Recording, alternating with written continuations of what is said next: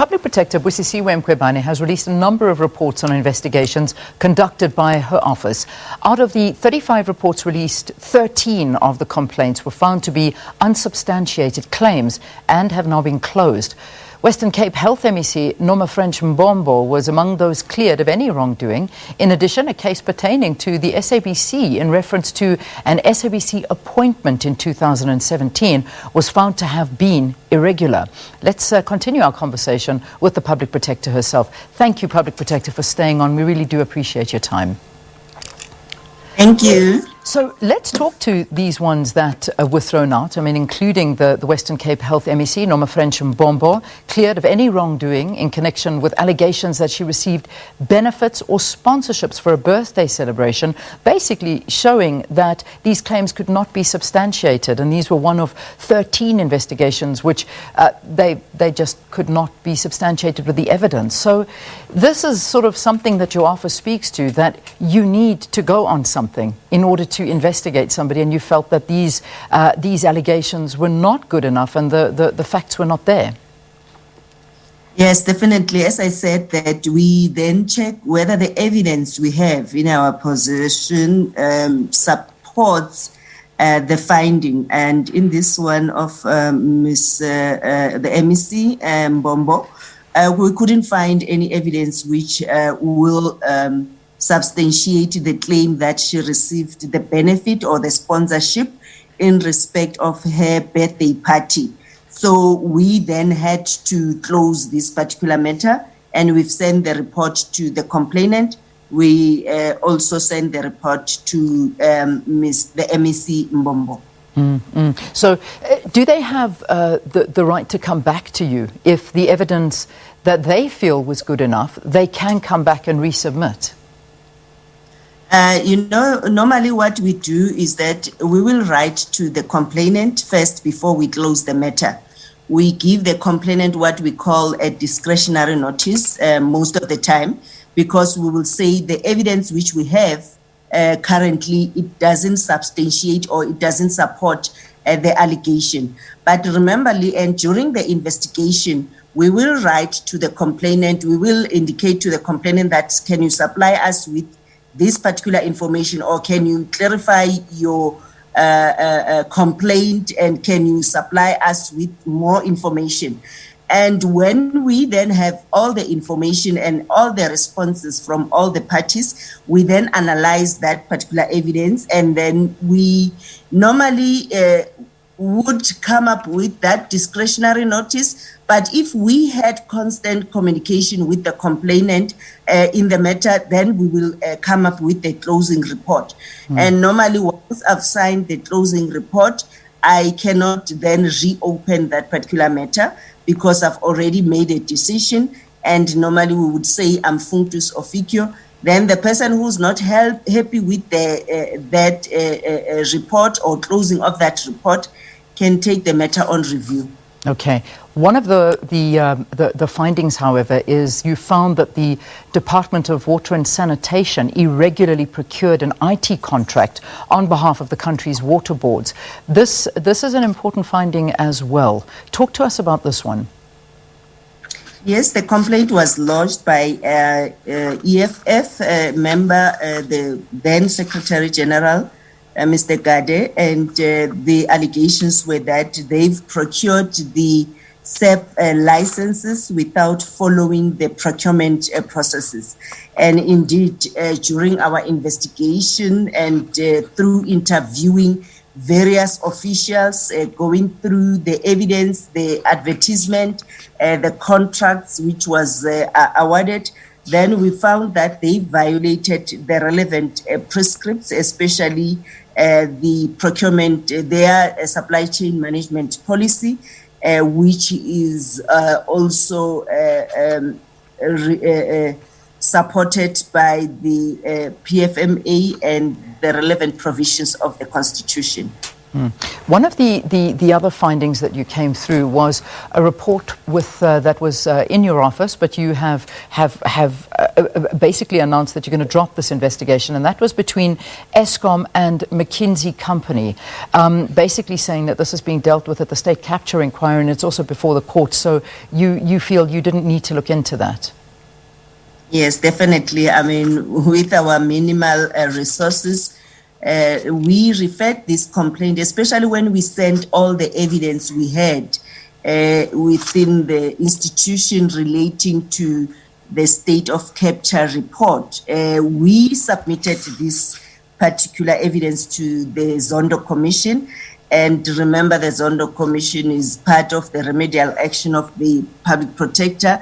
And we also felt, because the court already has dealt with this matter, where they found that Trillion should be paying an amount of around 593 million back to Eskom. Therefore, there was no need for us to concentrate or to focus more on continuing with this investigation. I want to also talk to the investigation that affected here, the SABC as well, irregular appointments. In fact, it was here on this particular program, Morning Live, and this is something that you highlighted in your report. Talk to us about this particular report and also how that affects the SABC and some of the remedial action that you have recommended.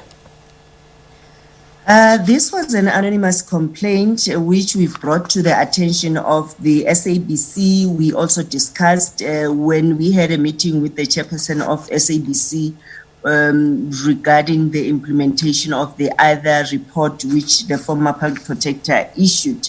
So in this particular instance, what we've done is that we brought this matter to the CEO of SABC, and when we investigate, and we will write to the SABC, or we've written to the SABC, we requested all the documentation relating to the advert, the position, and your procurement, in fact, your recruitment and selection policies, so that we can analyze whether the SABC was compliant to the internal policies.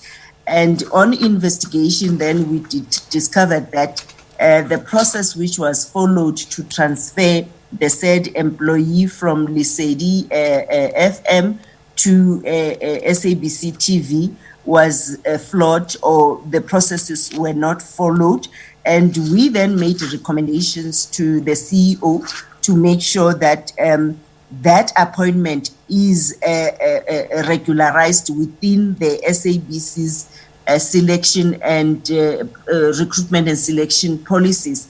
I must indicate that she was the permanent employee. Therefore, our finding was that if then it's a question of a transfer, let that transfer be in such a way that she is in the same position which she was at Lesedi FM. But we also gave her the Section 7(9) notice, and she also engaged her own attorneys, who also engaged the institution. They gave us their response. So we hope that this matter has been resolved, and the SABC going forward also will use this report to ensure that there's compliance to your internal policies. I must say the question was, why after 2 or 3 years we are issuing this report? Our reports, Leanne, are used to make sure that there's good governance within institutions, and we are even calling upon other institutions to learn from these reports and how to refrain from committing the same maladministration in future. So that's what I can say as far as this report is concerned. All right. Now, quite interesting, and I suppose not really a shock to some listening to the reports, that investigations that you have received, and this is something that I think we're going to find a lot coming out, unfortunately, is receiving a number of complaints of alleged tender irregularities in this lockdown period. And this is a worry because, many have been looking at it with regard to PPEs and, different things. We can't name exactly what it is, but perhaps you can give us a little bit more light on what are the kind of investigations that you've been asked to conduct for the irregular tenders during this lockdown.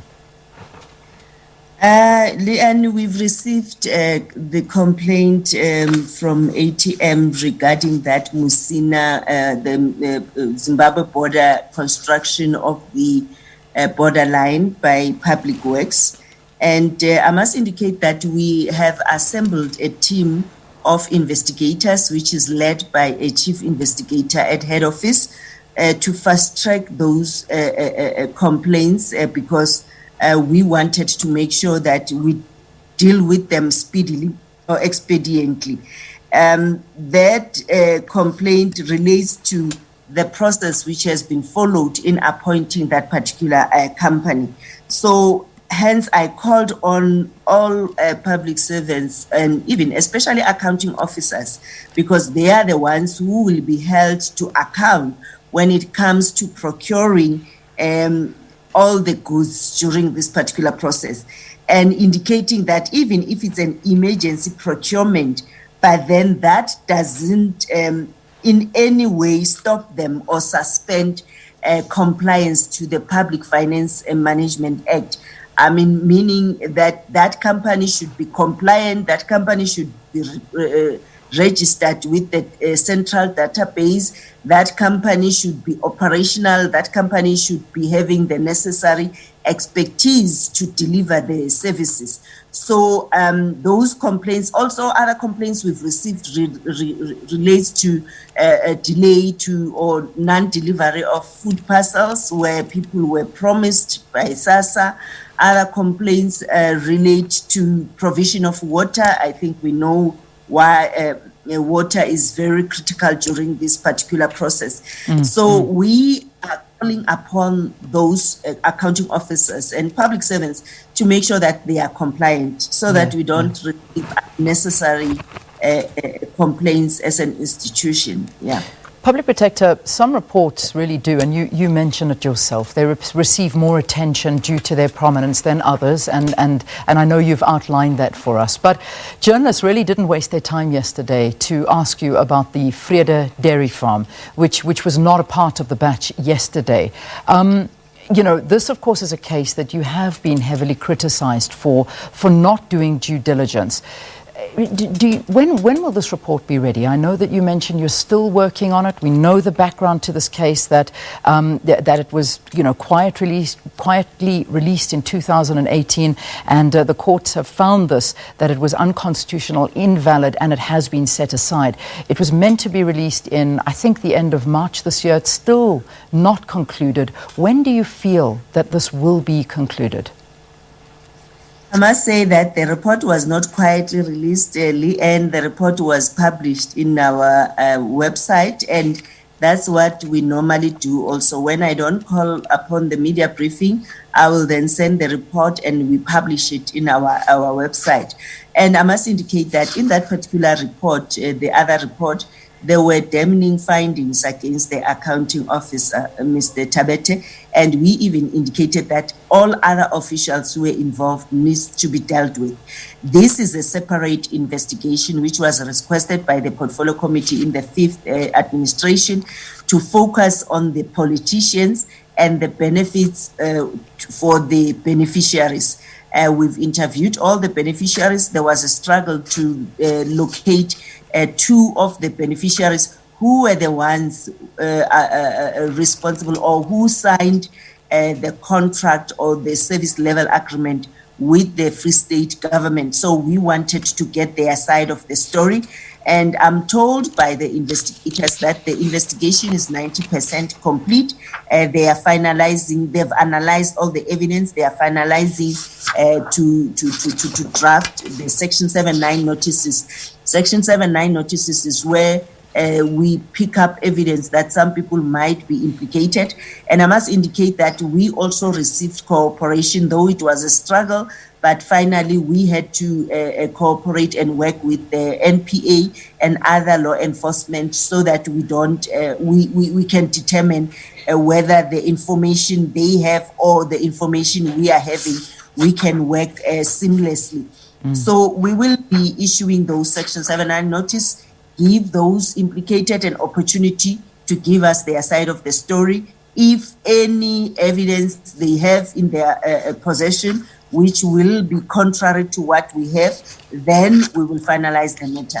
You know, and I don't want to commit anymore because I depend on my investigation team who are having a lot of work to do. And I said initially that that matter falls within the good governance and integrity branch where our investigations take from 2 years upward. So we are in the final stages of that particular investigation. Yeah, I do know you don't want to commit to that, and I know you've said before that this is an advanced stage, but since you made that announcement that it was at an advanced stage and you should be releasing that report at the end of March, have you moved forward on that? Because you're still saying that you're at an advanced stage, 90% there, but you know, I know you don't want to commit to a time frame, and I understand that because, you know, there are constraints on you, but can you give us, will it be released this year? Are we going to see closure to this? Leanne, I think when we are at the Section 79 notice stage, once we issue the notice, we give the parties 14 days to respond, and after that, normally the report will be ready when we do that, and depending on the response, then we can finalize the report. I must maybe commit to, we will issue it within the second term, which is from July up until September. So the next media briefing will have this report. Thank you. And I must indicate that that will only focus on maladministration. That does not stop NPA and other law enforcement, if there's any criminality in that, to proceed with their investigation. They cannot wait for the public protector to issue her report. Just in terms of, two more questions before I let you go. Are you worried about the leakage of some of these reports? This of course, seems to plague the Public Protector's Office. I mean, this is dating back to former Public Protector Thuli Madonsela's time. You know, Leanne, the leak, it's not happening within the Public Protector Office. You'd find that people we issue the Section 79 notice to, then they, in some way, you know, leak that particular document. In this particular one, I mean, it's long that we find instances where our document will be out there. The matter relating to Mashaba, that Section 79 was served to the Mayor of Johannesburg, to the Speaker, to the relevant officials who are implicated, and to Mr. Mashaba. So one of those might have availed that document, because some of them rely on their attorneys to respond to the Section 79 notice. Therefore, you would never know whether any person might have leaked that to the media. And I must indicate that we've also opened a criminal case, because once that document is leaked and we determine who has opened the matter, then we will open a criminal matter, and which is a crime as far as the Public Protector Act is concerned. And just finally, I need to ask your again views on yesterday. Also, you mentioned in passing the EFF and Pravin Gordhan case, which was lost. Does it bother you that this might impact your credibility or that of the Public Protector's Office? No, and I mean, a court case, whether it's to our favor or not to our favor, that is development of the law, and that matter. Remember, as the Public Protector, we only took the matter to the Constitutional Court because of the personal costs. Not to say we were saying we are appealing the interdict per se, because remember, I always say, if any person is not happy with the remedial actions of the public protector, take them to court, actually interdict implementation until the review is matter is heard. So in this particular matter, I would say I've welcomed the judgment of the Constitutional Court, and as well, it was very clear that the relevant judge was also did not act properly, because she then decided to issue personal costs against the public protector without any reasons and without any information. And no one will be calling for her head or for her removal or for her to account. This is what is happening normally when you deal with matters in court. And I'm glad that the Constitutional Court as well pronounced on the public protector as a constitutional institution and doing our work like any public servant, or like or how the courts also perform their duties. And I think unfair criticism is not justifiable, but constructive criticism is always welcomed, Leanne. Public Protector, thank you for your time. Thank you very, very much for talking to us. Stay warm today on this very, very cold day. That was our Public Protector. You too. Thank you. Busisiwe Mkhwebane, talking to us about the reports that were released yesterday, and also responding to some of the criticism that has been levelled against her office.